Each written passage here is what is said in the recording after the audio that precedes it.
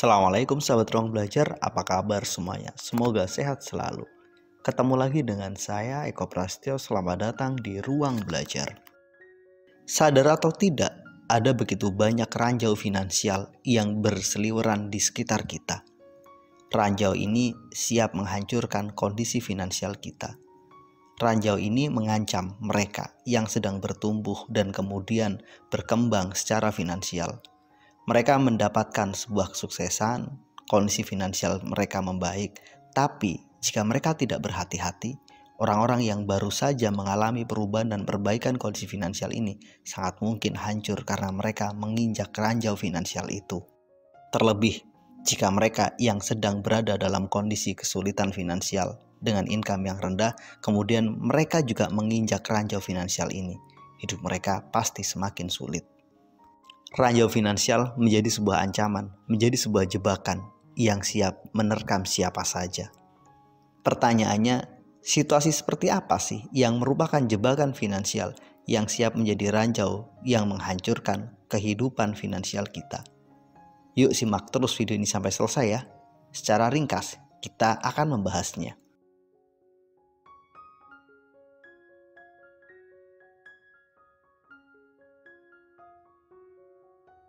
Punya income besar itu menyenangkan. Kita bisa membeli apa saja. Kita bisa melakukan banyak hal yang ingin kita lakukan. Ketika dulu secara finansial income kita sangat kecil, kemudian tiba-tiba kita mendapatkan kenaikan yang sangat besar, biasanya sih kita punya potensi untuk lupa. Kita akan cenderung boros, ceroboh, dan menganggap bahwa kita adalah orang paling kaya. Punya income besar yang bersumber dari hanya satu tempat, inilah ranjau finansial yang sangat berbahaya. Ini punya potensi menjadi jebakan finansial yang siap menghancurkan kita. Mungkin kamu punya income 100 juta, tapi hanya dari satu sumber. Bahkan kamu gak punya investasi, gak punya tabungan. Karena kamu merasa kaya, akhirnya uang 100 juta itu benar-benar kamu habiskan begitu saja. Begitu seterusnya, begitulah polanya.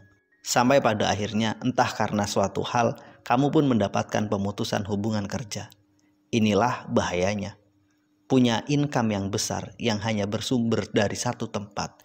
Ini sesuatu yang gak benar-benar memberikan jaminan kuat bahwa kamu mapan secara finansial. Terlebih, jika income-mu kecil dan juga hanya satu sumber, ini semakin menyulitkan.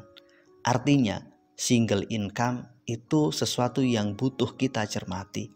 Jika sumbernya tertutup, pada titik itulah kamu pasti akan mengalami kebingungan. Jadi yuk hati-hati dengan kondisi ini. Kamu boleh bersyukur dengan income-mu yang besar. Kamu harus berpikir income besar itu berasal dari berapa sumber. Hanya satu sumber utamakah atau kamu punya multi stream income? So di sini buat kamu yang income-nya sudah besar, itu saja nggak cukup. Kamu harus menyempurnakannya dengan menciptakan berbagai aliran sumber income. Jika kamu berhenti di sini, kamu sebenarnya tanpa sadar sedang menginjak ranjau finansial yang pertama. Ranjau ini sangat melenakan, akan punya potensi menghancurkan jika kamu tidak berhati-hati. Yuk bersyukur dengan income besarmu, tapi jangan merasa cukup dengan di situ. Tingkatkan menjadi multi stream income.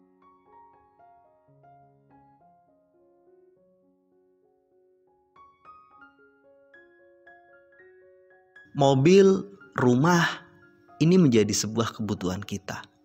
Tapi tanpa sadar kadang pada mobil dan rumah inilah kita menghabiskan sebagian besar uang kita. Mobil dan rumah adalah ranjau finansial berikutnya. Berapapun uang kita punya potensi untuk habis untuk membangun dan mempercantik rumah kita. Berapapun uang kita juga punya potensi habis hanya untuk membeli mobil kesayangan kita.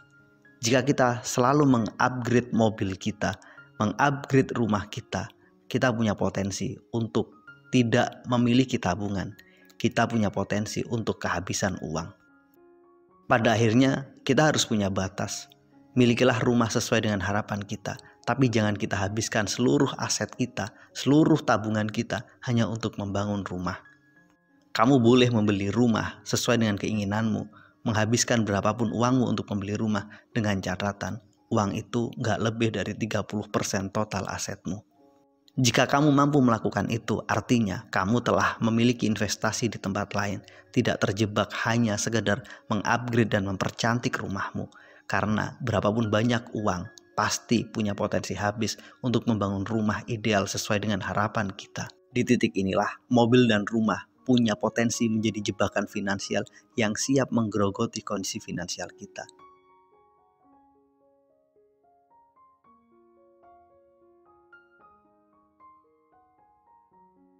Hari ini, hutang menjadi sebuah rutinitas. Paylater menjadi alternatif menarik untuk membeli apapun yang kamu inginkan. Belum lagi pinjaman online atau bahkan kartu kredit. Paylater, pinjaman online, dan kartu kredit, tiga-tiganya menjadi sebuah jebakan finansial yang punya potensi menjerat kita.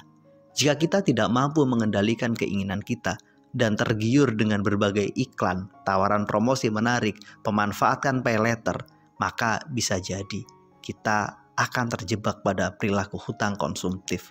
Dan hutang konsumtif inilah jebakan dan ranjau finansial berikutnya yang gak kalah menakutkan. Belum lagi pinjaman online. Berapa banyak sih cerita pilu yang hadir karena mereka tertekan oleh penagihan yang dilakukan oleh oknum-oknum yang menyediakan layanan jasa pinjaman online. Oleh karena itu, yuk hati-hati. Jangan begitu mudah membeli sesuatu dengan hutang. Jangan terlalu tergiur dengan promosi atau rayuan lainnya. Apapun bentuknya, paylater, pinjaman online, kartu kredit, itu adalah hutang. Terlebih jika kita menggunakan untuk hal-hal yang gak terlalu penting, untuk sesuatu yang sifatnya hanya konsumtif. Oleh karena itu, bijaklah ketika terpaksa harus berhutang. Jangan biarkan kita terjebak dengan paylater atau sejenisnya.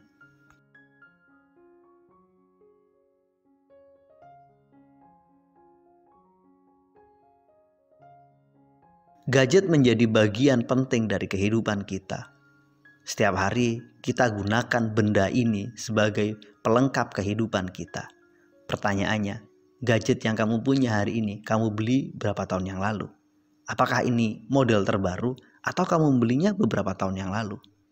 Orang-orang terkadang terjebak untuk selalu memiliki gadget yang ter-up-to-date, yang terbaru. Di titik inilah jebakan finansialnya. Selalu ingin mengupgrade dan mengupdate kualitas gadget yang kita punya. Ini punya potensi menghancurkan kondisi kualitas finansial kita. Biasanya sih, anak-anak muda yang baru saja bekerja, mereka telah berpenghasilan. Mereka ingin menaikkan gengsinya dengan memanfaatkan dan membeli gadget terbaru. Di titik inilah kita harus lebih bijak. Gadget adalah salah satu jebakan finansial yang punya potensi menghancurkan diri kita. Oleh karena itu, kita harus bijak ketika ingin membelinya.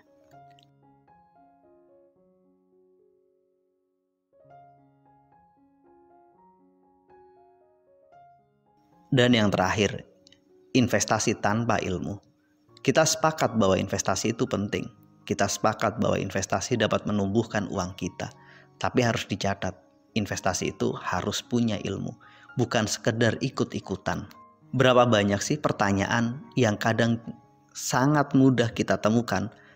Mereka, orang-orang yang ingin investasi kemudian bertanya, investasi terbaik itu apa sih? Minta sarannya dong, saham yang recommended untuk dibeli, untuk ditabung. Boleh kasih solusi dong, saya pengen investasi, kira-kira apa ya yang enak? Berbagai pertanyaan itu menunjukkan bahwa kamu yang sedang ingin investasi itu benar-benar gak serius dalam belajar. Itu sama aja dengan kamu nekat investasi tanpa ilmu. Jadi, jika kamu berinvestasi karena ngikuti saran orang, karena ngikuti teman kamu, karena ngikuti tren, ini sesuatu yang butuh dipertanyakan. Ingat, investasi itu punya resiko. Dan jika kita melakukannya tanpa berhati-hati, sejatinya kita sedang terjebak pada sebuah ranjau finansial yang siap menghancurkan dan menghabiskan uang kita. So, kalau mau investasi, belajar, pahami, belajar pada ahlinya. Tanpa itu semua, kamu sedang tidak investasi, tapi sedang berspekulasi. Ini gak ada bedanya dengan kamu sedang berjudi. Kamu sedang bermain untung-untungan. Kalau kamu beruntung, kamu dapat keuntungan. Kalau tidak, ya sudah, uang investasimu habis. Itulah beberapa hal yang punya potensi menjadi jebakan finansial kita, yang menjadi ranjau yang siap menghancurkan kualitas kehidupan kita. Mudah-mudahan video ini bermanfaat. Sampai ketemu pada video kami berikutnya. Terima kasih telah menonton. Assalamualaikum warahmatullahi wabarakatuh.